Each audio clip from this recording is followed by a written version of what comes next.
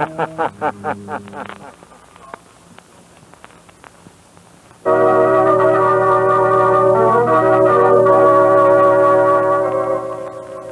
Shadow, mysterious character who aids the forces of law and order, is in reality Lamont Cranston, wealthy young man about town.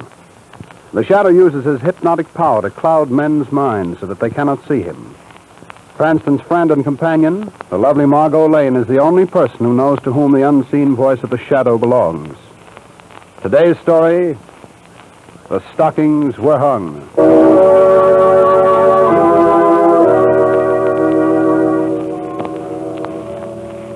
This is a story of Christmas time in a great city.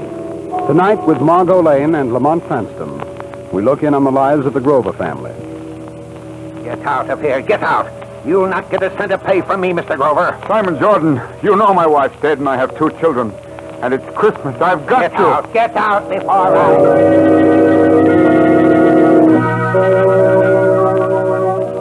It's Christmas time in a great city.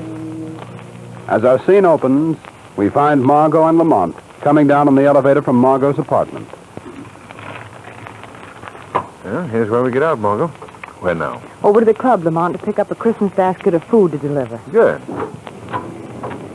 Oh, look, Lamont, it's snowing. What do you think of that? I want to stop at the corner and see my friend Spike.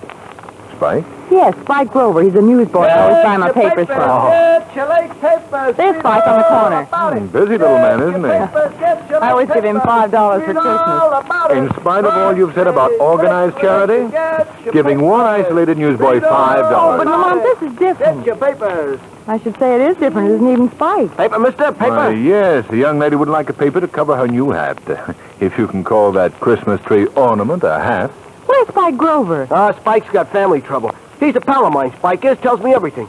He knows I can keep a secret. Family trouble? Well, it's very confidential. You see, Spike and his sister Janie, you see, they haven't got any mother. They only got a father. And you see, I don't tell anybody, but Spike's grandfather owned the Grover Importing Company. Wait a minute. You're way ahead of me. Now, look. Spike's grandfather owned the Grover Importing business, and Spike's name is Grover. So Spike and his father should own the Grover Importing business. And, well, it seems there's a fellow named Jordan worked for Spike's grandfather. And the way I figure it, this fellow Jordan put the snatch on the whole business. Did what?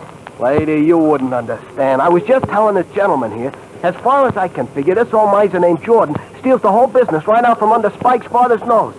So a couple of days ago, Jordan fired Spike's father from his own business, mind you. Ain't that awful? But where is Spike? And where's his father? Lady, if I knew that, I'd tell Spike. Well, where does he live? He lives in the old house down on South and 7th Street. What's your name, son? They call me Gabby. But, you know, I could never figure out why. No? Well, Gabby, here's a Christmas present for you. Oh, thanks. Gee, thanks, mister. Merry Christmas, Gabby. And the same to you, lady. Bye. While you go over to your club and pick up the Christmas basket, Margot, I think I'll go down and see Spike and family. I'll pick you up at the club, Margot.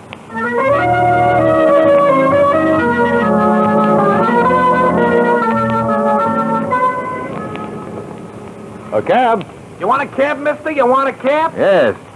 Take me to South and 7th Street, please. South and 7th Street, yeah, South and 7th. Thanks. Oh, by the way, I want to stop at a pet shop on the way. Do you know a good one nearby? Well, I don't know where there's one. Oh, yeah, I do know where there's one on the next block, that is. Well, that's where we're going then. Oh, driver, are you busy tonight? Yeah, I gotta drive this cab. Ain't it awful, ain't it? That's what I mean. That's what I... Now you've got me doing it. Doing what? Hiring the cab for tonight. You mean it? Sure. Gee, Santa Claus. I didn't know you without them whiskers. That's a joke. Hey, there's a pet shop, mister. There it is. Well, that's fine. Thanks. What's your name? Louis. Well, come on, Louis. Let's buy a pup. Buy a pup, huh? Buy a pup, oh boy. Hey, the red one in the window? Sold, Louis, sold. Oh, that's a cute pup. That's a cute pup, all right. How much is the red setter pup in the window? Oh, that's a very fine animal. $35. Fine, wrap it up. I beg your pardon? Put it in a cardboard carton with some holes in it. We'll take it with us. Oh, very good, sir. Well, now, Louis, you'll take the pup in front, see? It's a surprise for a young lady we'll pick up later. She mustn't know about it. Yeah, sure. Say, but suppose it begins to bark or whine or something. Well, if she asks what it is, you just tell her a box of books. Hey, yeah, that's smart. But wait a minute. What kind of books am I going to say if it starts to bark? Oh, that's easy. You just call for Sneeze. Believe me, mister, if you didn't want this hack for the evening, I tell you, it sounds a little screwy to me, I tell you. Here's your dog, sir. Fine animal indeed. Louis, Sneeze. Huh? Sneeze. Oh. Gesundheit. Thanks. Great, Louis, great. Take the box of books now. We're off to South and 7th Street.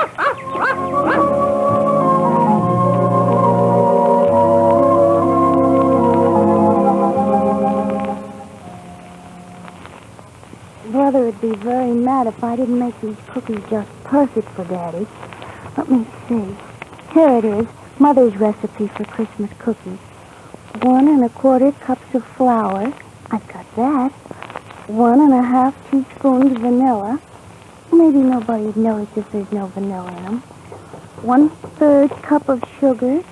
1 egg. And 1/2 cup of butter. 1/2 cup of butter? I haven't even got half a cup of butter. Oh, I wanted so much to surprise Daddy.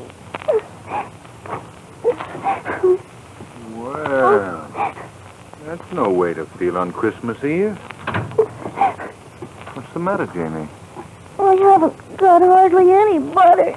Well, we'll take care of that in a minute, Jamie. But I came here looking for your brother Kingsley. But I don't know where my brother is because he's looking for my father. And I don't know where my father is. Daddy hasn't been home for 2 whole days. No, easy, Jamie. Well, Kingsley says Daddy will be home for Christmas. I'm sure he will. But now Kingsley's gone. I haven't any butter, and Mother always made such good Christmas cookies. Well, now look, Janie. I think this will give you all the butter you want and anything else you might need for your Christmas cookies. Oh, it's $5. You can't expect me to find your father and Kingsley if you don't have Christmas cookies ready for them when they come home. Will you really bring them home? I'll try, Janie. I'll try.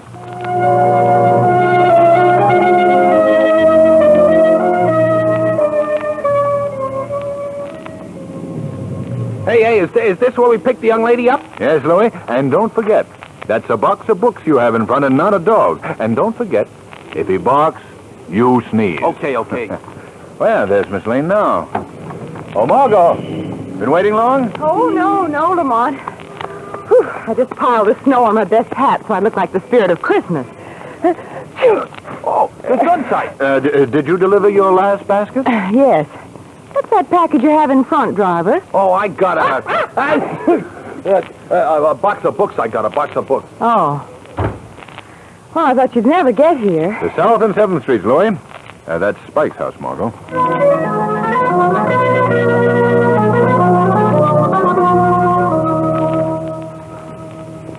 You wait here, Louis. Yeah, sure, boss. Sure.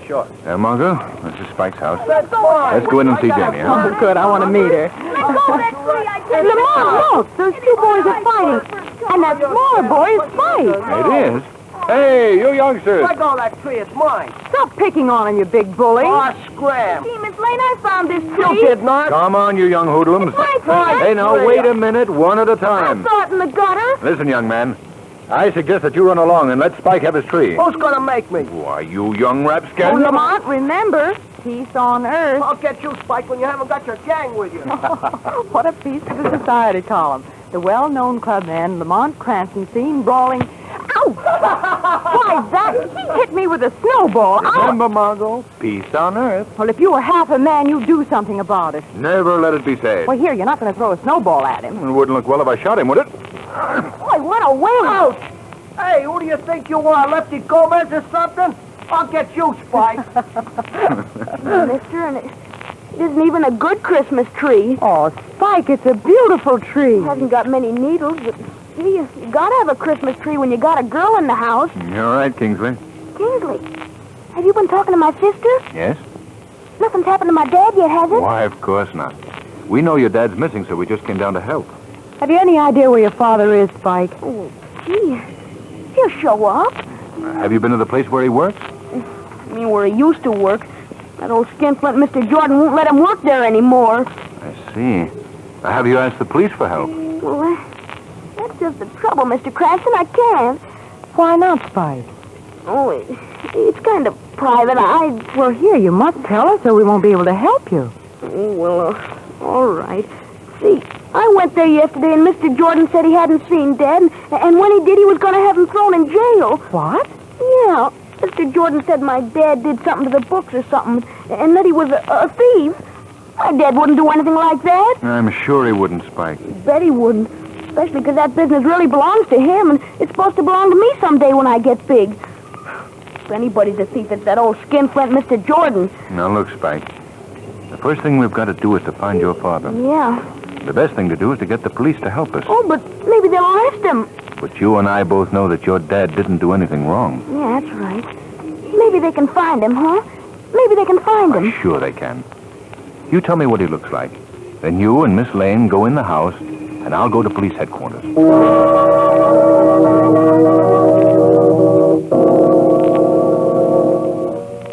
Good evening, Sergeant Murphy. Well, season's greetings to you, Mr. Cranston. Same to you. Sergeant, Kingsley Grover Sr. has been missing for 2 days. Tell me what he looks like, and we'll start looking. His son Spike told me that he was 5 feet 10, weighed about 165, was wearing a brown overcoat. Calling all cars. Missing since last Friday. Kingsley Grover Sr. Height 5 feet. Harbor Patrol. This is headquarters. We're looking for Kingsley Grover Sr. Height 5 feet 10. Weight.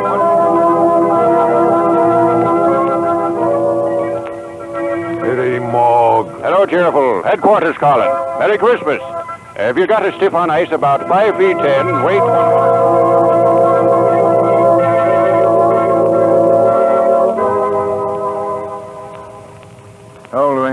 Hello, Mr. Cranston. Did you find out anything about Spike's old man at police headquarters? No, not yet. Miss Lane's still in the house? Yeah, she's there with Spike and his sister. Say, the dog's all right. I didn't have to sneeze or nothing. He was so quiet, I thought he was froze or something. So put my hand inside the box. You know what happened? No. He bit my finger. He's a cod, all right. He's a cod. Keep up the good work, Louie. I'm going in the house. Okay, boss, okay. Hello, everybody. Mom, how are you? Gee, you were gone a long time, Mr. Cranston. The police find him? They'll get him soon, Spike. Don't be impatient now. No, I won't be impatient. Say, would it be bad if you and Miss Lane went into the other room for a minute? I want to talk to my sister. Do you mind? No, of course not, Spike. Come on with me, Lamar. It'll only be a second. Take your time, Spike. Look at Janie. We'll find him in time for Christmas.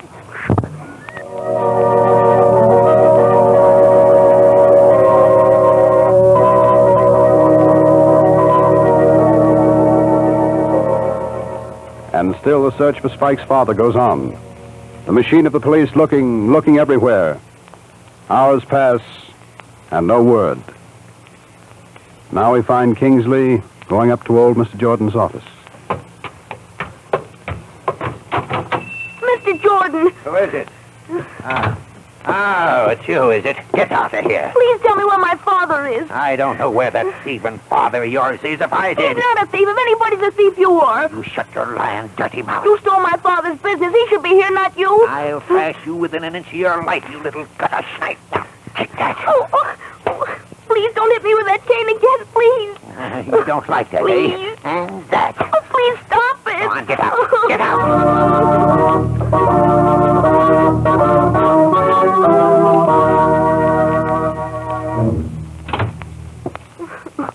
Spike, what's the matter? Kingsley, you're hurt. You poor kid.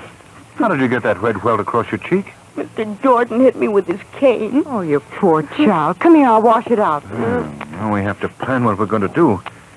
Have you any suggestions, Spike? Only one, Mr. Cranston. What's that? Well, it sounds kind of silly, maybe even to try it, but you see, Dad and me, I mean Dad and I, well, we always used to walk up the avenue on Christmas Eve. Oh, it stings a little, doesn't it? It's all right. Well, anyway, we'd look in the store windows and we'd see what we'd buy for ourselves and Janie and Mother when she was alive. If we had all the money we wanted. I thought I'd walk up the avenue tonight and... Well, I guess it sounds kind of silly, but I would like to. That's a wonderful idea, Kingsley. And Margot, Yes, Lamar. Why don't you go along and take a pencil and paper and write down all the things Spike would like for himself and his sister? We never did that. No? Well, just think what fun you'd have. Talking it over with Janie afterwards if you had a list. Gee, that's right. Let's go. Oh, and you know, we might even run into Dad. Well, sure you might. Aren't you coming with us, Mr. Cranston? Well, yes, of course. I'll join you on the avenue, but first I want to get to police station again and check up. Oh, Janie. Yes, Kingsley? You better stay here and watch those cookies don't burn again. All right. I'll be with you in a little while.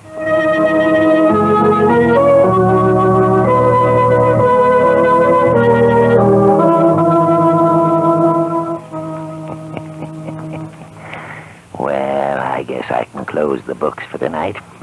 I've had a good year. Who's there? No one. I guess I'll give myself a Christmas present of a new latch for the door. That Grover brat must have left it open. He's too smart, that boy. And you don't have to worry about any Grovers ever again, Simon Jordan. Simon Jordan. That's going to look fine in new gilt letters on the door instead of Grover's Important Company. You're pretty slick, Simon Jordan. These books are fixed so cleverly that even the Supreme Court couldn't tell that Simon Jordan didn't own this company. Hey, what was that? Who said that? No one said anything, Simon Jordan.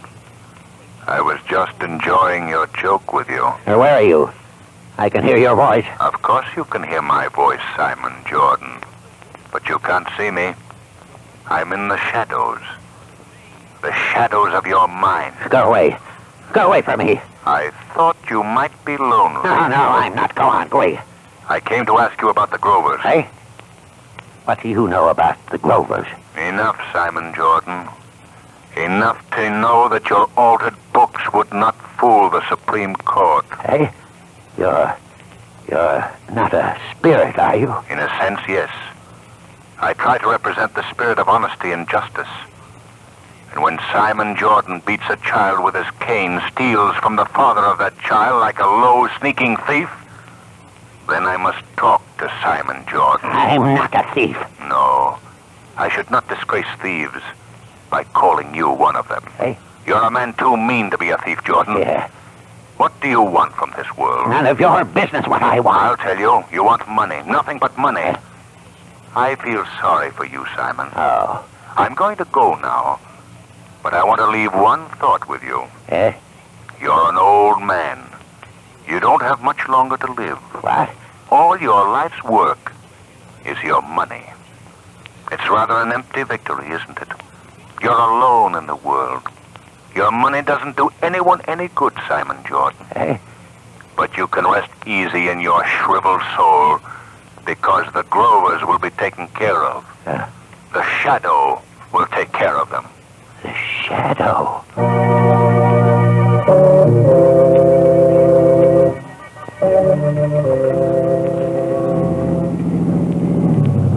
There they are, Louis.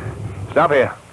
Margot, Spike. Hello. Oh, hello there, Lamont. Oh, I thought I'd never pick you up. We're beginning to worry, too. How are things down at the police station? Well, not much news yet, Spike. But they've got a couple of leads that might amount to something. That's good. Are you pretty near the end of your Christmas Eve walk, Spike? We got one more stop. Pop and me always stopped in here at the cathedral, just to get out of the cold for a minute. You don't have to be afraid. They'll let you in. If you take us, they will, Spike. Up these steps. Lamont, I didn't know there were as many windows in town. I'm dead. I've got a list of presents as long as... Oh, there's your arm. Don't slip, Miss Lane. I hope you've got a preferred list. Oh, I have. Here, in here. Boy, this door is heavy. We can stand back here and listen. All right, Spike. Look, Lamont, that poor man over in the corner. Yes. Mr. Cranston, it's my dad. What? It's my dad. Daddy. Dad, speak to me. It's Kingsley. He won't speak to me. Mr. Grover. Mr. Grover, this is your son. Don't you know him? Dad. I can't remember. Margot, This man has been hurt. Let's get him outside, Lamont. Do you remember your name, sir? Gee, there's something wrong with him. My name? You must try to remember. Truck. Skidding. Hit me. Oh. Why did you come to the cathedral tonight? It's Christmas Eve. Always come here. Who is we? I can't remember.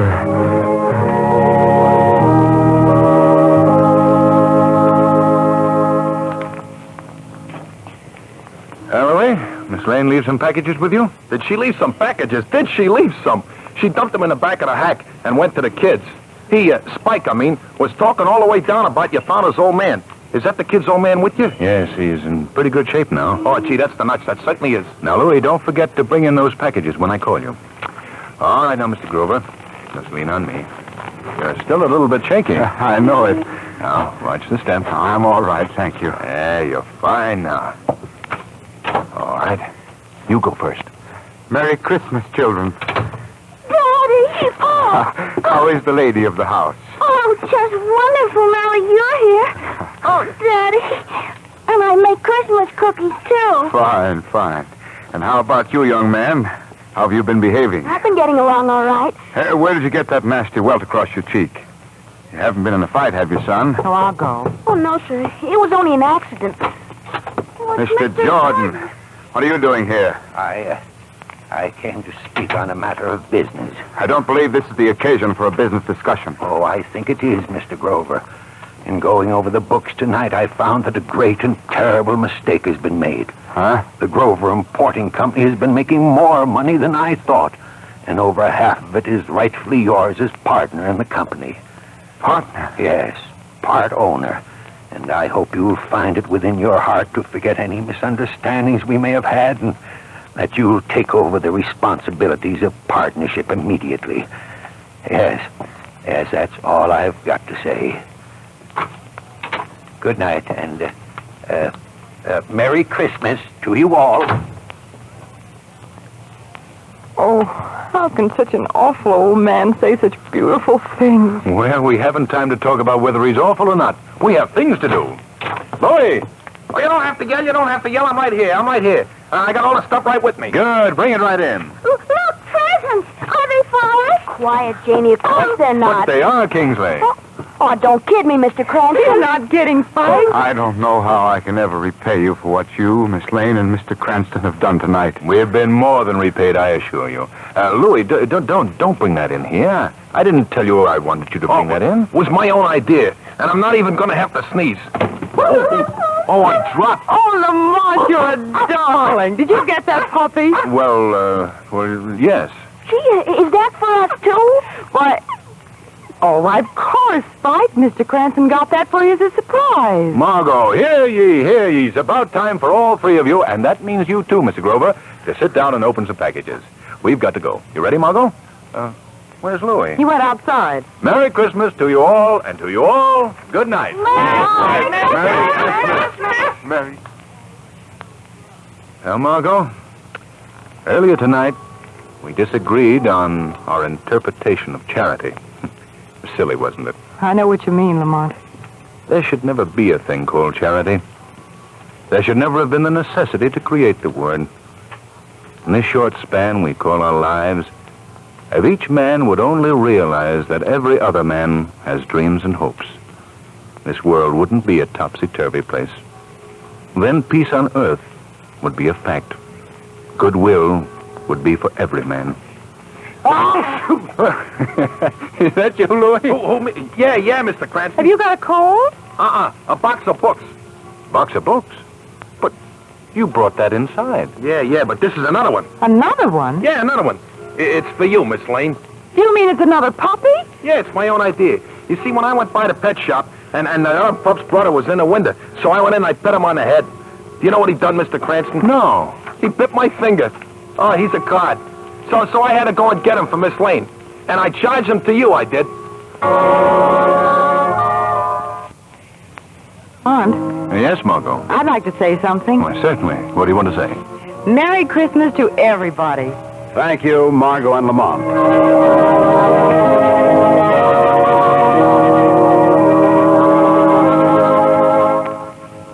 Today's program is based on a story copyrighted by the Shadow magazine. The characters, names, places, and plot are fictitious. Any similarity to persons living or dead is purely coincidental. The Shadow magazine is on sale at your local newsstand. The weed of crime bears bitter fruit. Crime does not pay. The Shadow knows.